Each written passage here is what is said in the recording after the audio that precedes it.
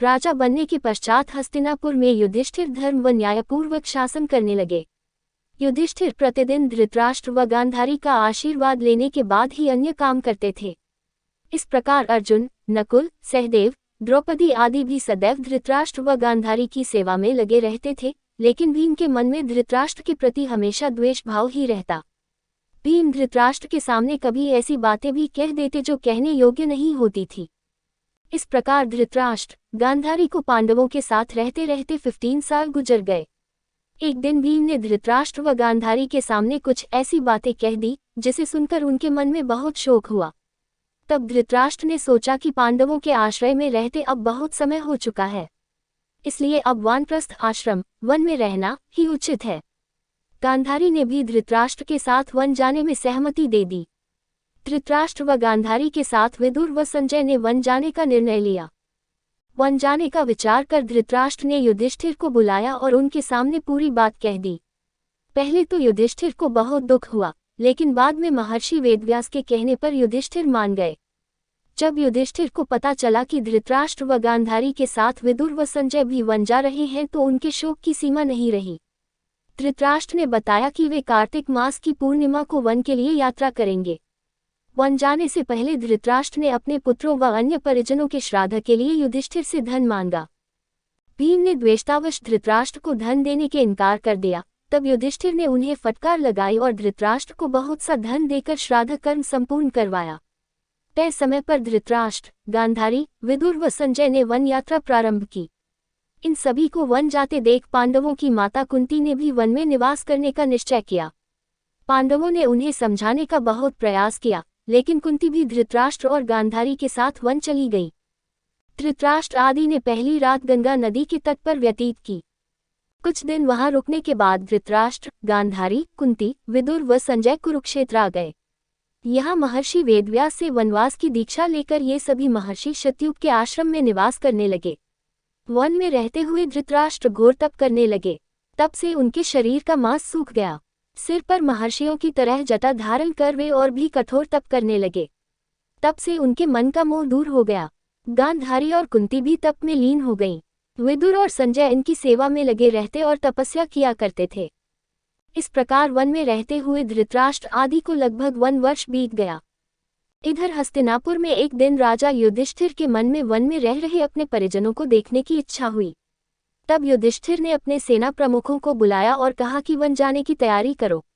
मैं अपने भाइयों व परिजनों के साथ वन में रह रहे महाराज धृतराष्ट्र, माता गांधारी व कुंती आदि के दर्शन करूंगा। इस प्रकार पांडवों ने अपने पूरे परिवार के साथ वन जाने की यात्रा प्रारंभ की। पांडवों के साथ वे नगरवासी भी थे, जो धृतराष्ट्र आदि के दर्शन करना चाहते थे। पांडव अपने सेना के साथ चलते चलते उस स्थान पर आ गए, जहां धृतराष्ट्र, गांधारी और कुंती रहते थे। जब युधिष्ठिर ने उन्हें देखा तो वे बहुत प्रसन्न हुए और मुनियों के वेश में अपने परिजनों को देखकर उन्हें शोक भी हुआ। धृतराष्ट्र, गांधारी और कुंती भी अपने पुत्रों व परिजनों को देखकर बहुत प्रसन्न हुए। जब युधिष्ठिर ने वहां विदुर जी को नहीं देखा तो धृतराष्ट्र से उनके बारे में पूछा। धृतराष्ट्र ने बताया कि वे कठोर तप कर रहे हैं।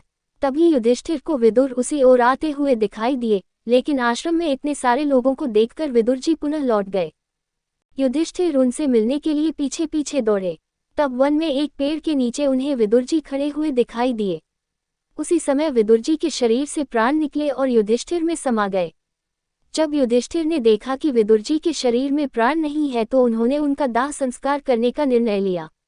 तभी आकाशवाणी हुई कि विदुर जी संन्यास धर्म का पालन करते थे, इसलिए उनका दाह संस्कार करना उचित नहीं है। ये बात युधिष्ठिर ने आकर महाराज धृतराष्ट्र को बताई। युधिष्ठिर के मुख से ये बात सुनकर सभी को आश्चर्य हुआ। युधिष्ठिर आदि ने वह रात वन में ही बिताई। अगले दिन धृतराष्ट्र के आश्रम में महर्षि वेदव्यास आए। जब उन्हें पता चला कि विदुर जी ने शरीर त्याग दिया तब उन्होंने बताया कि विदुर धर्मराज, यमराज के अवतार थे और युधिष्ठिर भी धर्मराज का ही अंश है, इसलिए विदुर जी के प्राण युधिष्ठिर के शरीर में समा गए। महर्षि वेदव्यास ने धृतराष्ट्र, गांधारी और कुंती से कहा कि आज मैं तुम्हें अपनी तपस्या का प्रभाव दिखाऊंगा। तुम्हारी जो इच्छा हो वह मांग लो। तब धृतराष्ट्र व गांधारी ने युद्ध में मृत अपने पुत्रों तथा कुंती ने कर्ण को देखने की इच्छा प्रकट की। द्रौपदी आदि ने कहा कि वह भी अपने परिजनों को देखना चाहते हैं। महर्षि वेदव्यास ने कहा कि ऐसा ही होगा। युद्ध में मारे गए जितने भी वीर हैं, उन्हें आज रात तुम सभी देख पाओगे। ऐसा कहकर महर्षि वेदव्यास ने सभी को गंगा तट पर चलने के लिए कहा। महर्षि वेदव्यास के कहने पर सभी गंगा तट पर एकत्रित हो गए और रात होने का इंतजार करने लगे। रात होने पर महर्षि वेदव्यास ने गंगा नदी में प्रवेश किया और पांडव व कौरव पक्ष के सभी मृत योद्धाओं का आवाहन किया।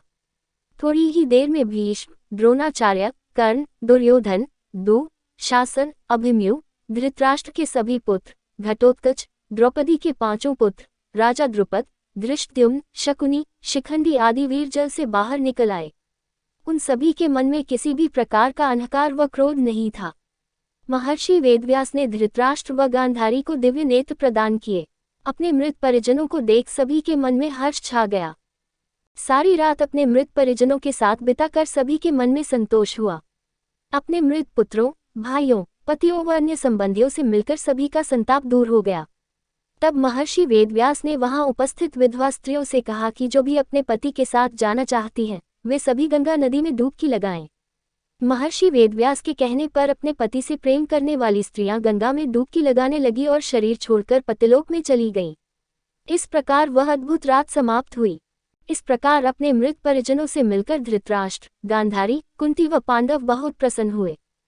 लगभग 1 महीना वन में रहने के बाद युधिष्ठिर आदि पुनः हस्तिनापुर लौट आए। इस घटना के करीब 2 वर्ष बाद एक दिन देवर्षि नारद युधिष्ठिर के पास आए। युधिष्ठिर ने उनका स्वागत किया। जब देवर्षि नारद ने उन्हें बताया कि वे गंगा नदी के आसपास के तीर्थों के दर्शन करते हुए आए हैं, तो युधिष्ठिर ने उनसे धृतराष्ट्र, गांधारी व माता कुंती के बारे में पूछा। तब देवर्षि नारद ने उन्हें बताया कि तुम्हारे वन से लौटने के बाद धृतराष्ट्र आदि हरिद्वार चले गए।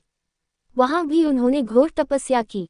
एक दिन जब वे गंगा स्नान कर आश्रम आ रहे थे, तभी वन में भयंकर आग लग गई।